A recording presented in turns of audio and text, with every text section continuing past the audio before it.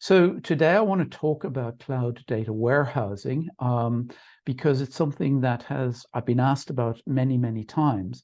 Now, I'm going to say right up front a caveat. I'm not going to be talking about the costs of it. I'm not going to be talking about deeply detailed technical issues around this. I'm really going to be looking at it from an architectural point of view.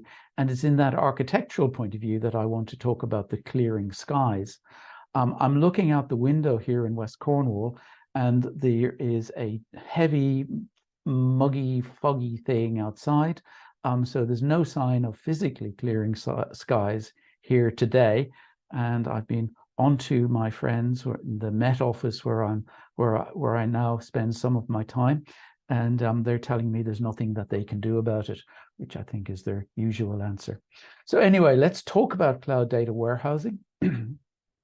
And let's dive in. So this is me. I've been around this area since the mid-80s. First of all, in data warehousing in the original sense of it. I was one of the original founders of the industry. Then I was working for IBM, and many years since then, and since the mid-2000s, been working as an independent consultant and analyst from South Africa, from here, and from various places. And of course, punting the books as we always do. But don't start off by just going off to those sites to buy the book immediately, because I do have some vouchers to hand out towards the end of the presentation. So this area of cloud data warehousing, as I said, it's been something that's been on my mind for quite some time. And yet I haven't thought until last year that I need to write about it and to really think about it in huge depth. And what really triggered me to do that was the emergence of these three patterns. I'm going to call them patterns for now. You'll see why later. These patterns that people are promoting, and promoting very strongly, that are supposed to solve the problems of data warehousing in the cloud. So they're obviously data fabric, data lakehouse, and data mesh. And they're part of, I suppose, the common vocabulary now since probably about 2019, 2020. And you will find proponents of each, consultants in each, vendors in each area. And I think if you just read through these, and I'm not going to read through these definitions now, you can read as well as I can. These definitions are not particularly helpful. If you try to compare and contrast them, you'll have difficulty in understanding why one is completely different from the other. You'll have difficulty in figuring out which one is the one for me. So the question that I tend to ask then is, well, what exactly do they mean? And in asking that question, I think we have to go back to architecture. Architecture to me is always the starting point for anything. First conceptual architecture, then logical architecture, and finally physical architectures. And we need to go to the architectural level to have a basis for comparison. You all know, I'm sure, that this has been the data architecture for data warehousing since the mid-1980s, at least until, let's say, 2010, 2015. This would have been the way that everybody would have been thinking about, well, pretty much everybody would have been thinking about delivering business intelligence, delivering decision-making support to their organizations. It's an old pattern. And I think one characteristic of this pattern is that it is very inflexible. So everybody would have thought about data warehousing in those days as, you know, we're going to layer it up in some way. There might have been different numbers of layers. We might be thinking about particular patterns like this, bringing data in from multiple places into a centralized store, sending it out to data marts. We need to do big amount of data modeling here in the center. All of those things. So fairly rigid type of approach to an architecture where we had layers, we had vertical segmentation as well. We had a focus entirely on hard and internally sourced data. We had a very strong thinking here that it was a unidirectional data flow from operational systems internally sourced to data marts.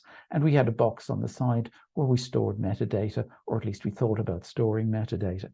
So all of those things were the, if you like, the data architecture since the mid-1980s.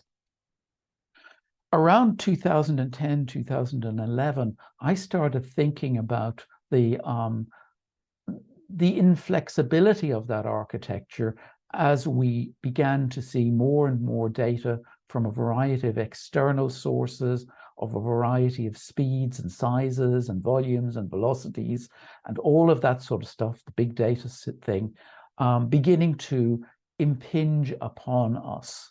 And it was pretty clear back then, and we're not talking more than 10, 12 years ago, that the data architecture as described here was not going to cut the mustard. So I started thinking about what would it look like. I came up with a new conceptual architecture. I came up with a new logical architecture. And that logical architecture looked a little bit like this. Now I'm showing you a sort of an evolved version of it. It's only slightly evolved since I originally drew it around 2012. But I want to just point out some of the characteristics of it, because I'm going to use this as the basis for discussion around what's the difference between this Lakehouse fabric and data mesh type of architectures. So this architecture was defined as having three interconnected pillars of information of different types: machine-generated data, process-mediated data, and human-sourced information. And that was to allow us to, first of all, mix and match technologies as needed. It also had this thinking that we need to understand where this data and information comes from in the real world. So these little boxes down at the bottom, measures, events, and messages, were really identifying what were the sources of data and information that we brought into or accessed as we needed to do decision-making support. Some of them we just brought into play with. Some of them we turned into transactions. And when we turn them into transactions, I mean business transactions. I mean transactions which essentially are legally binding logic within the business, saying we've taken an order, or we've developed a product, or we've delivered a service, whatever it happens to be. So these are transactions that are a legally binding history of our business. And it included within these information pillars what I call context setting information, CSI for short, which is essentially metadata plus. And those pillars existed until I started writing up the cloud data warehousing books during the last year or so, when I've found that I needed to make some minor extensions to these pillars, which you'll see down here at the bottom. They're actually linked at the base in cloud implementations as a result of recognizing that most cloud implementations are very strongly built upon object stores. And that allows us to do different sort of things within these pillars and to link them in different ways. And you'll also might notice that there are now planes here, which are essentially representing that we need to have multi-cloud or multi-cloud plus on-premises hybrid approaches. So that's talking about the blue area in the middle, the data and the information.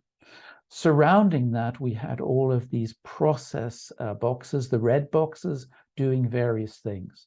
Up the middle, instantiation, assimilation, and reification, and indeed utilization, all about preparing and delivering data and information from wherever it happens to be right to the people here at the top.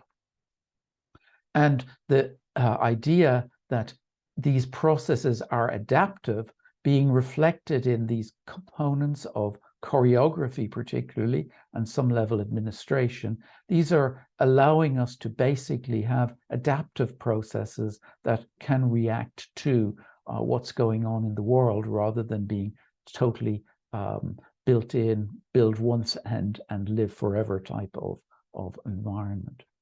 So this is the real logical architecture. As I say, it dates largely from the early 2010s.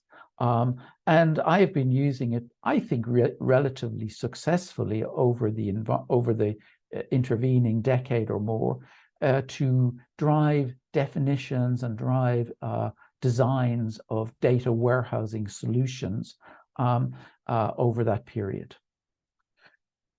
However, when we want to go a little bit deeper, we need to be able to add a little more context and a little more depth to this type of logical architecture.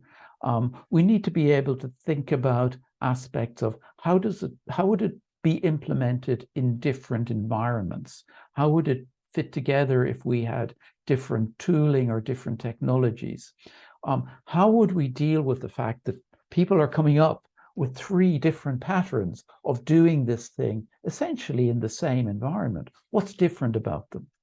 And in order to do that, what I've tried to do is to come up with a, if you like, an intermediate level of architecture, which I'm calling architectural design patterns, or ADPs.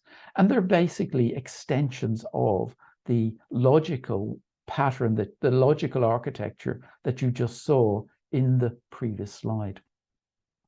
And so we have this concept of an architectural design pattern, which you can probably begin to see is recognizable in the context of what you saw a moment ago. But there are some interesting and additional aspects which I wanted to point out here. The one, just in passing, what I'm showing is the on-premises version of this foundational pattern. So you'll see the pillars are now separated all the way down to their base. The cloud version looks pretty much with the modified pillars as you saw in slide 6 a little earlier. So that's just an aside, in case you're confused about what's going on. Why are the pillars now separated? But let's talk about what's really important. The first thing that's important is I've introduced this idea of an enterprise boundary of concern. And I needed to do this in order to really think about the responsibility, the boundary of responsibilities for designers and for providers of data warehousing solutions. And because it actually differs from the physical enterprise boundary that we've traditionally thought about. And so bringing in this idea that there is a boundary of a concern meant that we could begin immediately to think about the fact that there is an external physical world outside here. There are other people and organizations that we need to deal with and to think about, and that the measures, events, and messages that come from the internal and external world are actually quite different. They're different because they've got different levels of context, different levels of quality, different types of structures that we have to make sure that we understand as we, if you like, ingest these things into our stores or as we access them in other people's stores. Either approach is quite appropriate. But there is still only one set of transactions because these are within our boundary of concern. These are our transactions. And when we make these transactions, when we build them up through instantiation or through operational applications, as we'll see in a moment, they have to be a legally binding representation of our business. The other thing that is appropriate to mention here is forward and reverse flows of data and information. So I mentioned very briefly in passing in the original data warehouse architecture that we always drew the pictures with the arrows flowing in one direction, generally upwards, at least in the pictures I drew. And that represented data coming from data sources, operational systems, etc., and ending up in the tools and in the applications used by users. And that is represented here by putting little pointy tops on the pillars. This is the primary flow of data and information in any data warehousing architecture. However, there is an important set of flows that are essentially reverse flows. And I've emphasized them in this design pattern with these highlighted arrows going backwards through assimilation.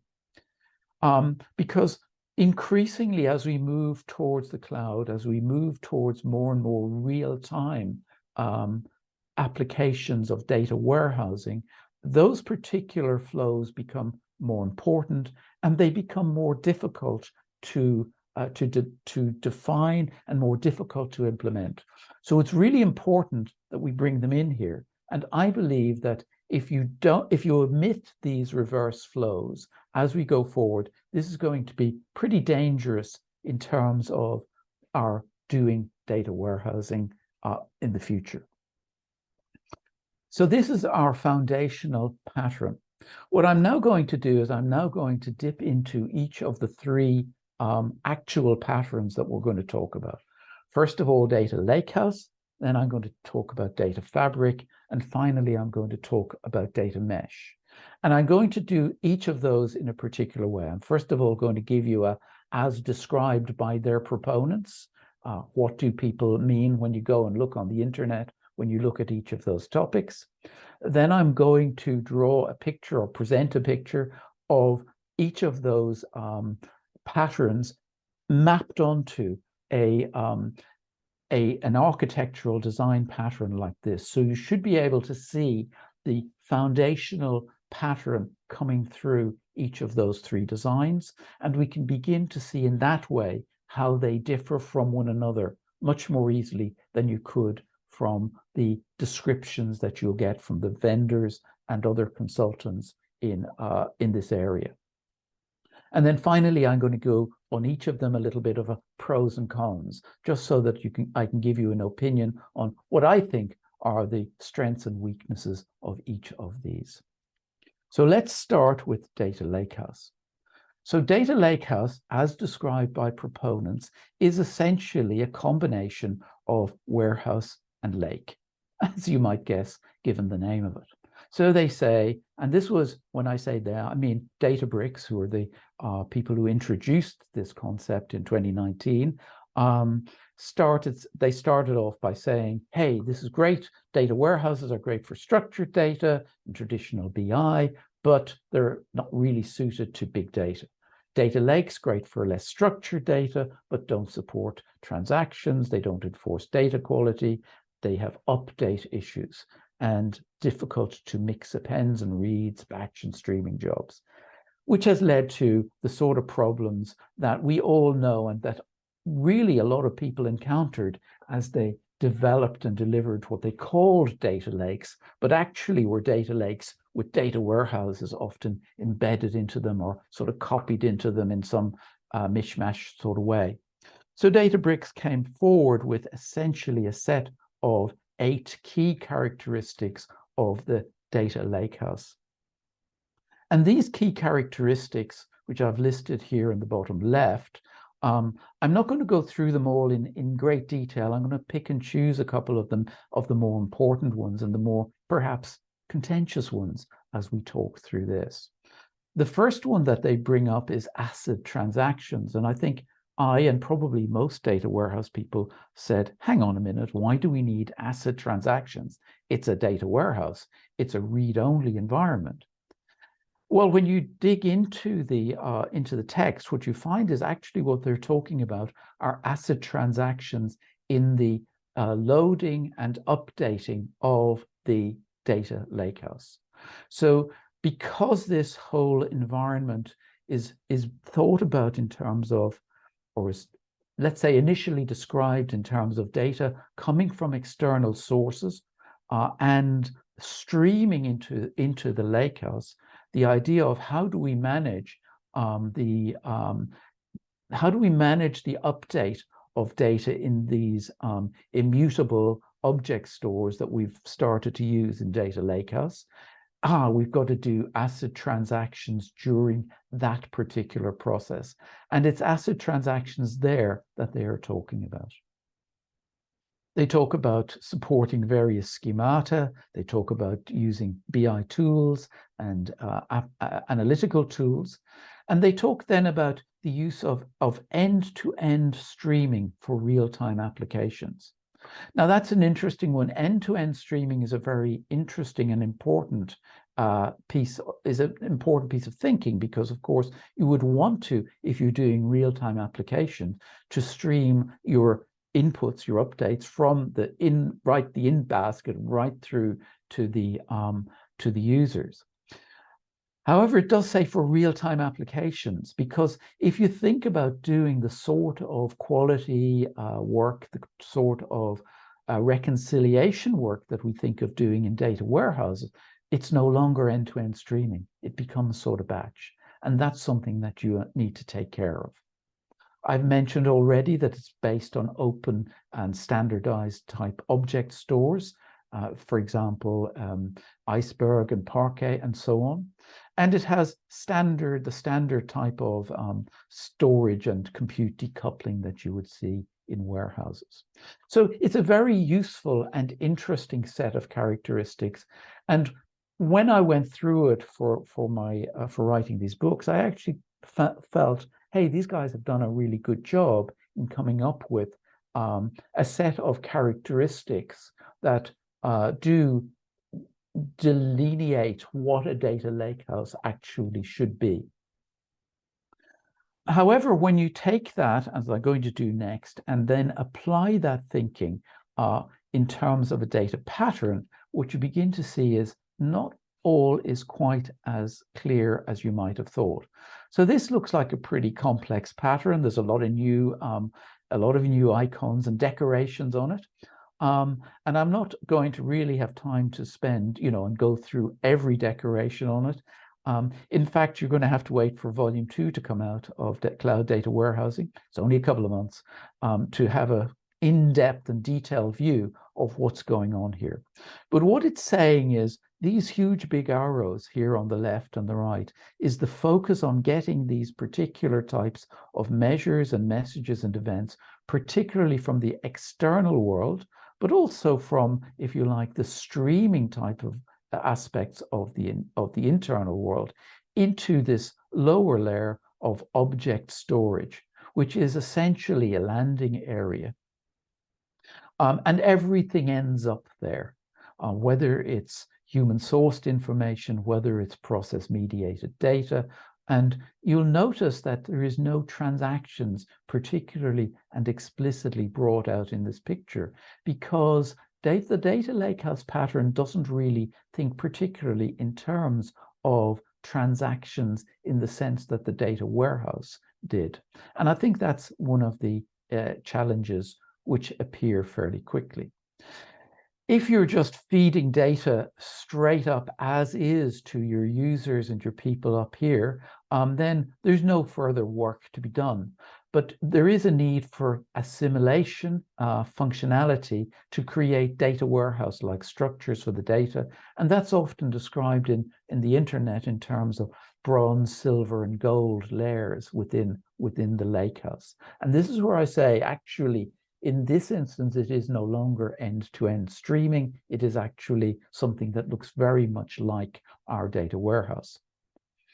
There is more of a focus on metadata or context setting information within data lakehouse, but it is mainly focused on technical metadata. And one of the key aspects that I think you really have to think about if you're looking at data lakehouse is the idea that you still are going to have systems, most likely, I mean, not everybody still does, but many, many clients that I speak to continue to have operational systems in the on-premises world. And they're wanting to feed data from those operational systems into the lakehouse. And that requires the data to cross this physical boundary layer that I've just drawn in here, really heavy black layer, because it's actually important and an important restriction on how we are going to do this loading. So the data lakehouse pattern, as described in the in the literature is a very much a pattern that has a very strong focus on data being fed from the cloud to the cloud. And I have taken the view in all of these patterns that we should not and cannot ignore the fact that many of our implementations, many of our organizations do and will continue to have, at least for the foreseeable future, quite a bit of internal on-premises data that needs to be managed in a different way. And Data Lakehouse doesn't really think too much about how that might be done, except it says, hey, load everything all into these object stores as if it was streaming data. So that leads us to the pros and cons slide for Data Lakehouse. On a positive view, it's built on low-cost, scalable object storage.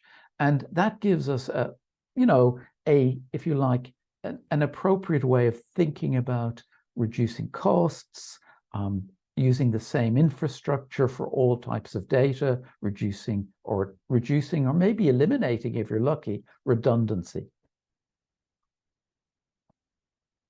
And that's something that is an important aspect of and a very good thing about Data Lakehouse.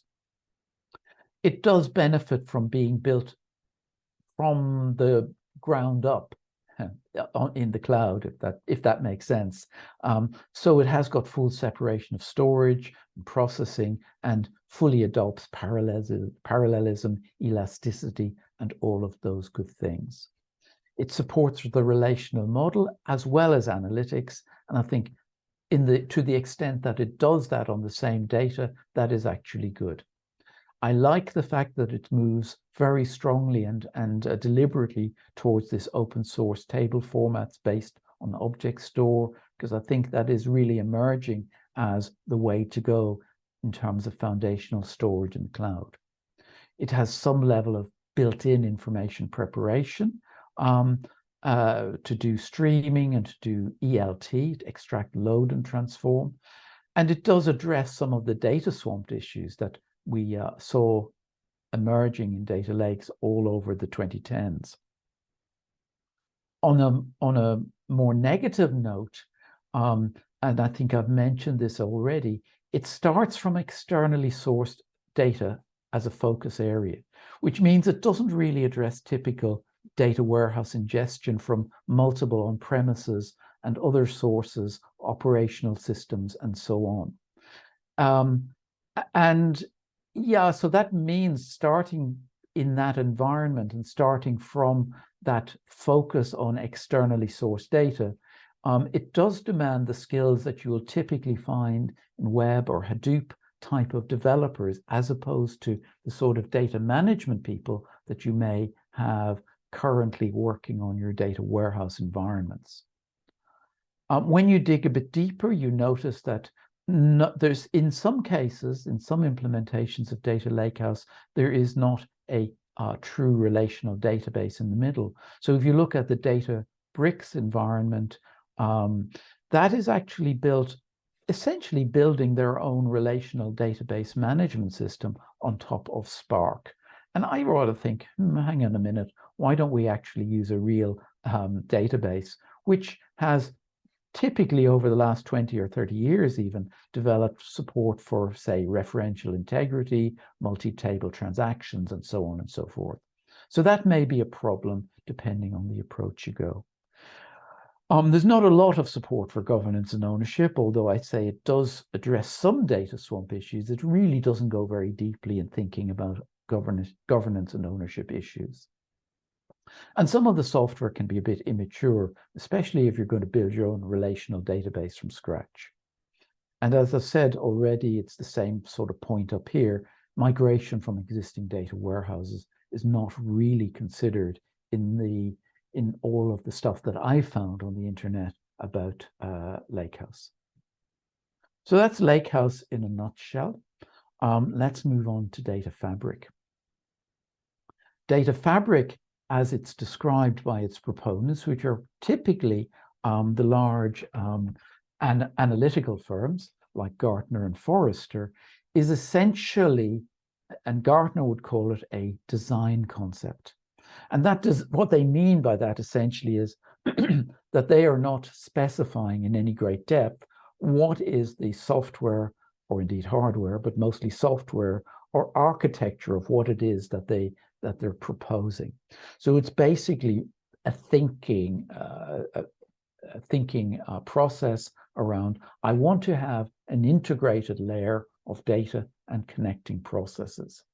And they should be designed to support the design, the deployment, the utilization of all of the data across all of the environments in order to give us a highly automated and flexible way of delivering data from sources all the way to targets.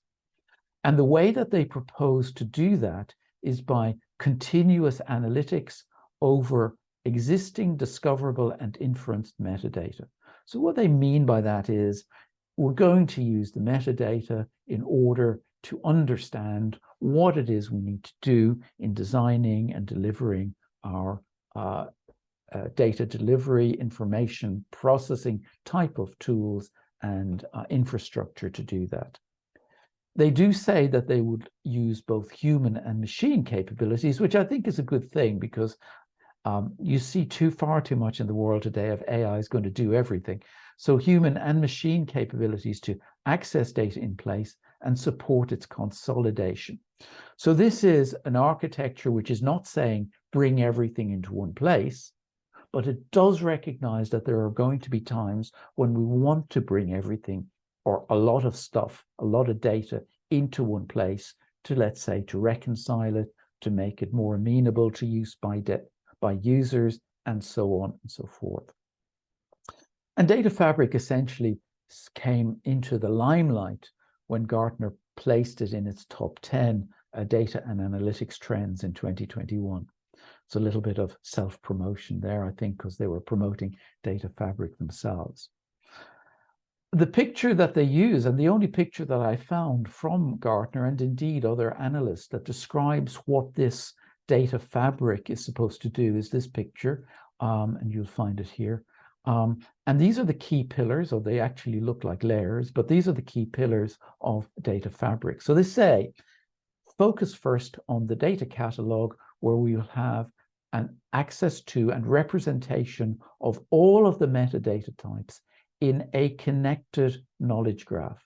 So a connected knowledge graph is being seen, this is a relatively, well, it's not a relatively new technology, but it's certainly still an emerging technology, saying this is the way that we want to store the data catalog in a knowledge graph that has a level of connection, I suppose, beyond even your typical knowledge graph, which of course is all about connections. And I've often struggled about why connected has been added here.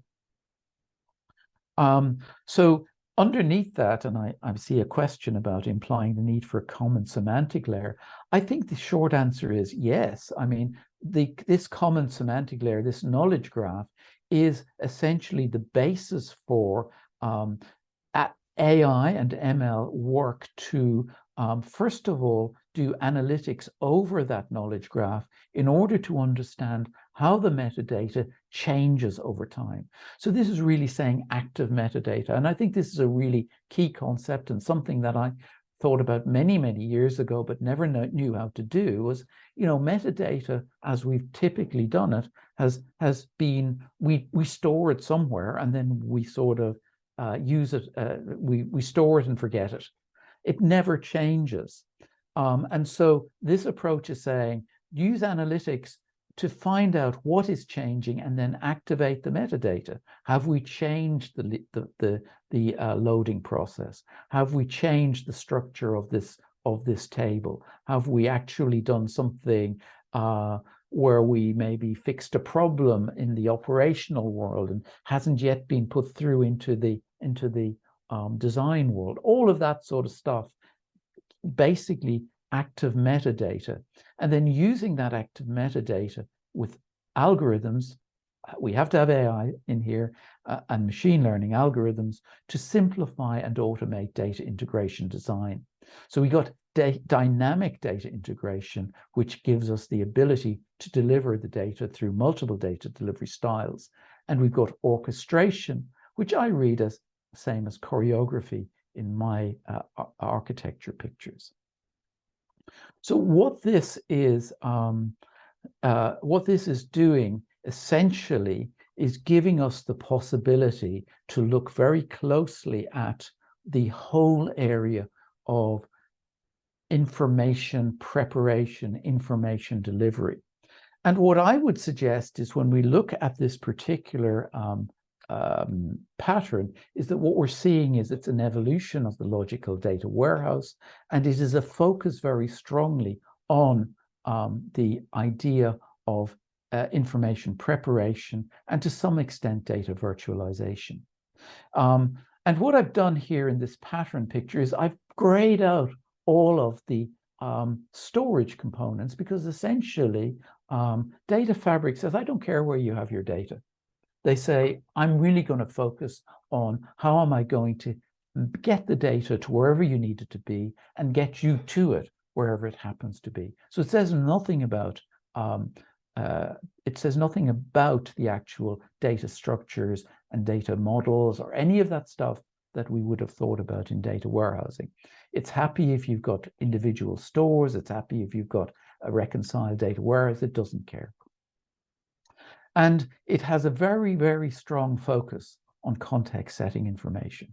It's central to the way it works. So for Data Fabric to work, we really have to get our metadata right.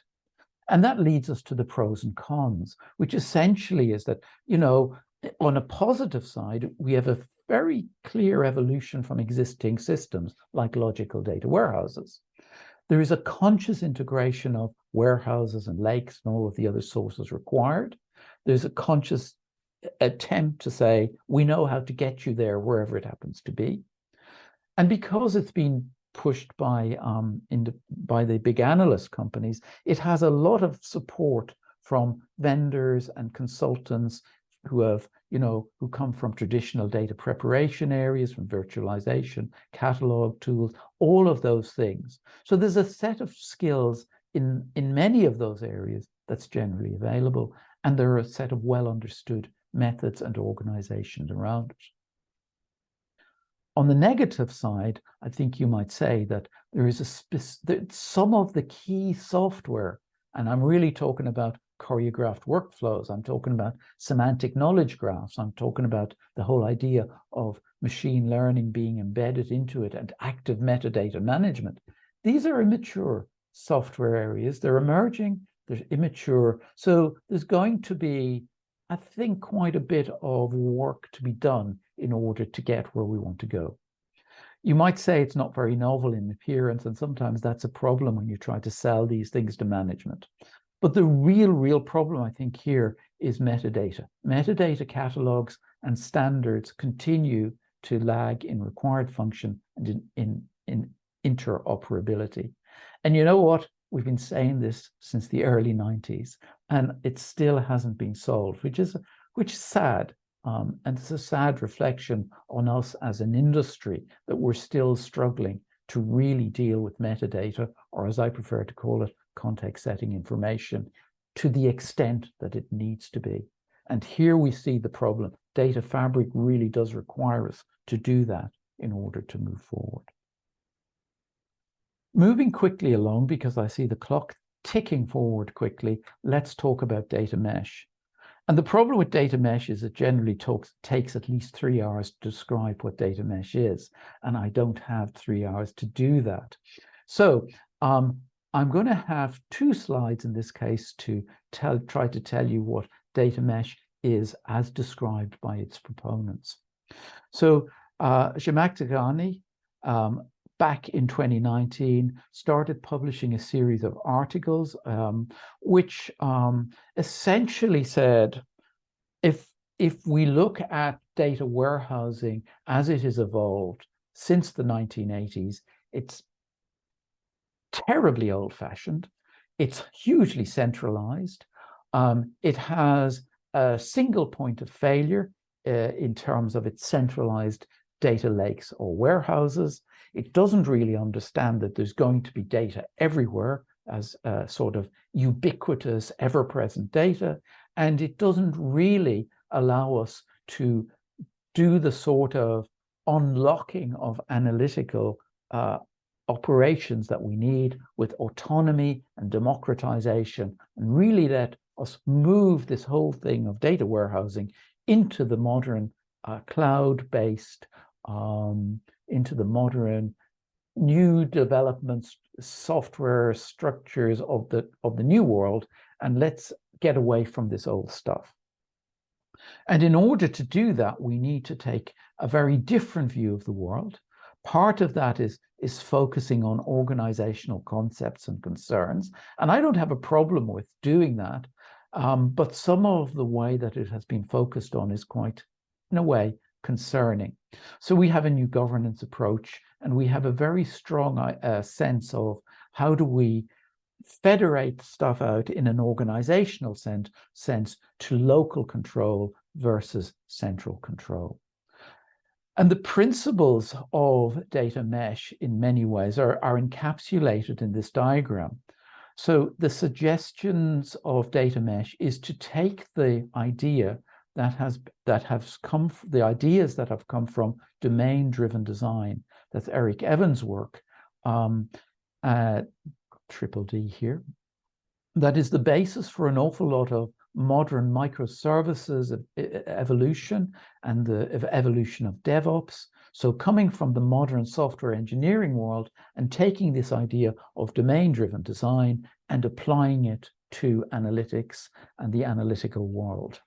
And that's suggesting that there are these domains, and that data is, if you like, divided up into these domains, which are owned and served by their own cross-functional teams. So each of these little blobs is a data domain, and each of these domains has its own cross-functional team of business people and developers who are responsible for everything within it, including, as you will see, these tiny little things here, which are representations of pipelines.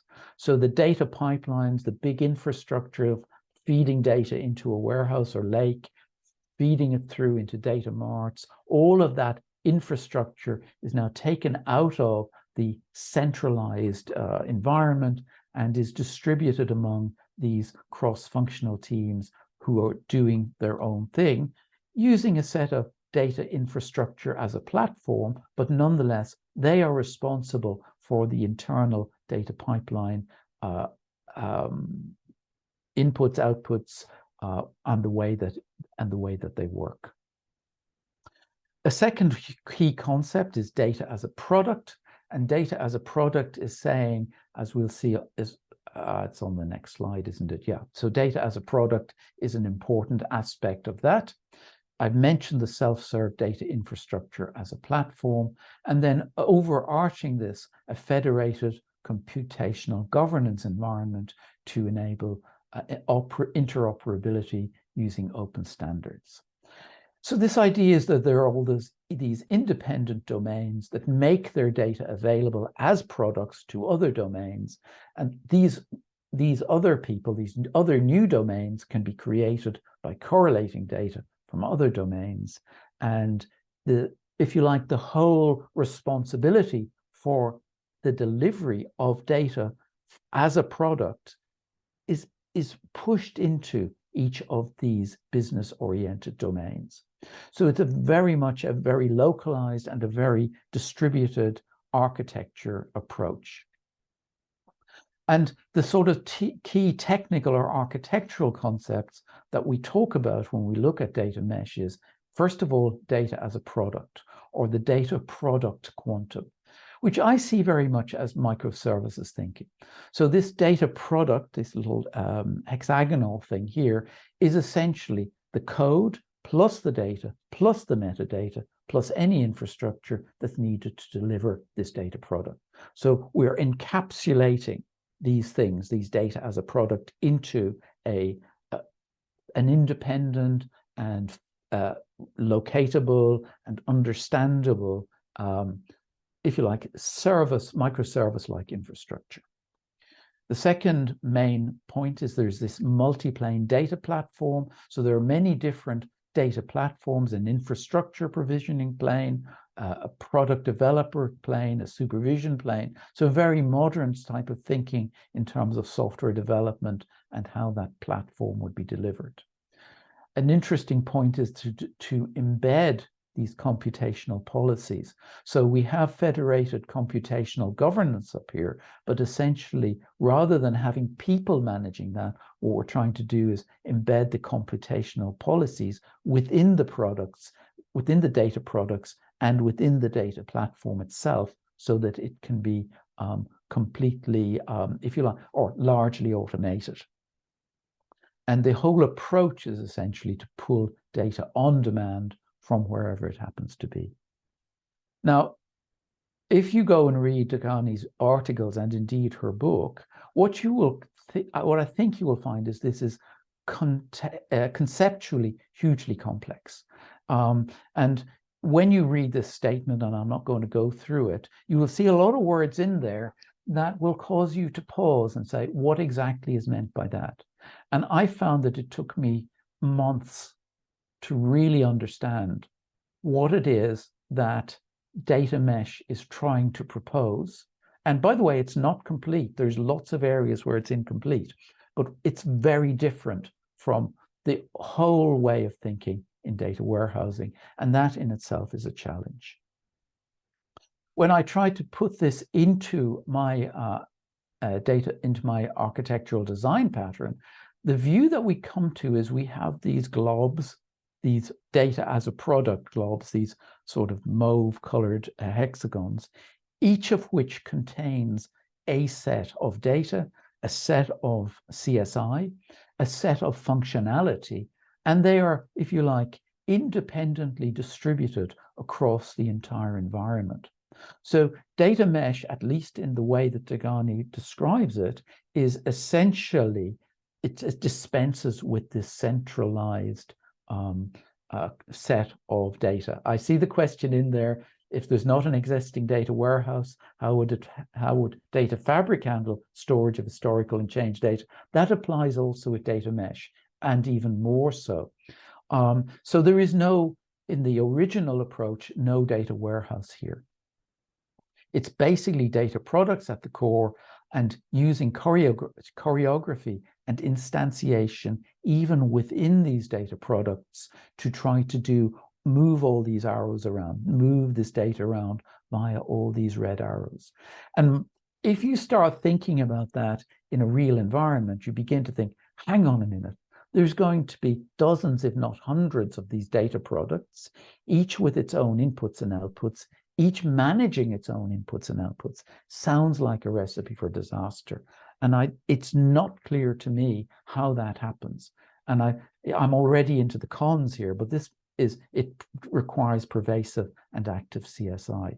I'm sort of running out of time, so let me sort of try and go through the pros and the cons very quickly. Pros are the business domain is a more natural decomposition of responsibility. And there's a lot of value in focusing on data as a product, which really puts business responsibility into the business areas for delighting customers. But to go to the con side relatively quickly, there are, first of all, multiple definitions of what data mesh is. There's going to be a huge amount of significant in-house development required. Context setting information, again, is a problem within data mesh. There is no sense of reconciliation of data across sources. And that, I feel, is going to be a real problem if you want to have common common reconciled data as part of your solution. I find spreading the development resources all the way across the domains may lead to inefficiency and so on. I'm going to rush forward and share Gartner's hype cycle for data management and just point out that what you see here is interesting, because data fabric is well down into the on its way to the plateau of productivity, but you'll see that Gartner thinks it's 5 to 10 years out, probably because of the complexity and the immaturity of some of the products. They place Lakehouse as coming out of the peak of inflated expectations, but only 2 to 5 years before it gets to the plateau. The most interesting point is data mesh. It says it's going to be obsolete before plateau. They say that they think it's never going to make it there. And I think that's an interesting comment, and I talk a lot about it in my book. So the conclusions very quickly is we've got a basis for comparison of these things when we're looking for moving from warehouse and lake. I find the data lakehouse is more of a warehouse than a lake. It benefits from really strongly from cloud storage and compute, but displays limited governance thought. Data fabric is an evolution of logical data warehouse with automation and augmentation, but with metadata, but the problems with metadata, as we've already noticed, and data mesh requiring large shift in organization and methods, but some good governance thinking in there and requiring a strong microservices approach in technology. I promised you there are some discount codes, both on volume 1 of Cloud Data Warehousing. Cloud Data Warehousing volume 2 is not going to be out for another couple of months, but so I can't give you a code for that yet, but you'll find everything and more than we've just talked about in both those books. BI to Business Unintelligence is still around. Business Unintelligence is still around. Also, you've got a code there for it.